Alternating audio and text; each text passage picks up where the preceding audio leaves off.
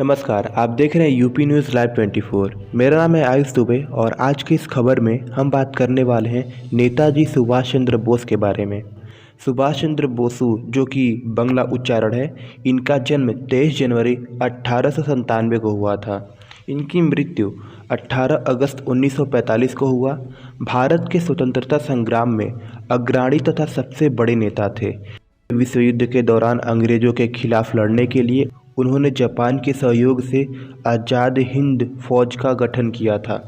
उनके द्वारा दिया गया जय हिंद का नारा भारत का राष्ट्रीय नारा बन गया है। तुम मुझे खून दो, मैं तुम्हें आज़ादी दूंगा का नारा भी उनका था, जो उस समय अत्यधिक प्रचलन में था। भारतवासी उन्हें नेताजी के नाम से संबोधित करते थे।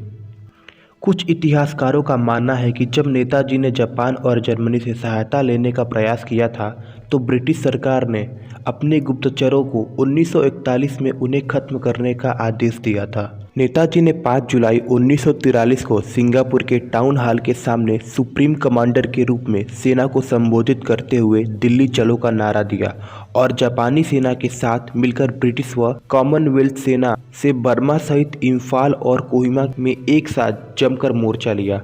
21 अक्टूबर 1943 को सुभाष चंद्र बोस ने आज़ाद हिंद फौज के सर्वोच्च सेनापति की हैसियत से स्वतंत्र भारत की अस्थायी सरकार बनाई, जिससे जर्मनी, जापान, फिलीपींस, कोरिया, चीन, इटली, मांचुको और आयरलैंड सहित 11 देशों की सरकारों ने मान्यता दी थी। जापान ने अंडमान व निकोबार द्वीप इस अस्थायी सरकार को दे दिए। सुभाष उन द्वीपों में गए और उनका नया नामकरण किया।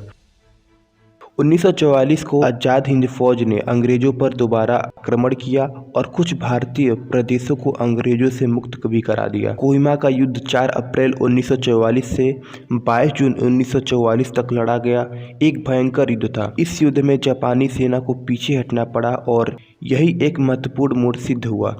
6 जुलाई 1944 को उन्होंने रंगून रेडियो स्टेशन में महात्मा गांधी के नाम एक प्रसारण जारी किया, जिसमें उन्होंने इस निर्णायक युद्ध में विजय के लिए उनका आशीर्वाद और शुभकामनाएं मांगी। नेताजी की मृत्यु को लेकर आज भी विवाद है।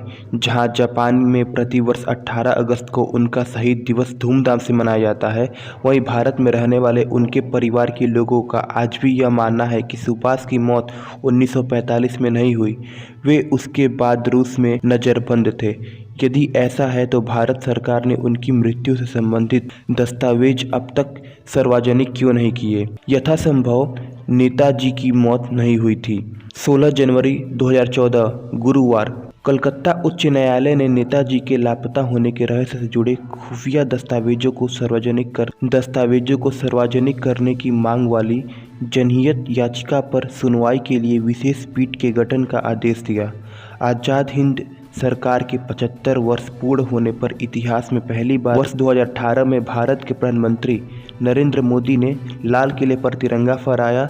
23 जनवरी 2021 को नेताजी की 125वीं जयंती है, जिससे भारत सरकार ने पराक्रम दिवस के रूप में मनाने का निर्णय लिया है।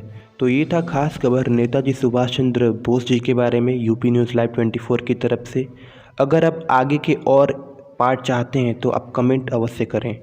जय हिंद।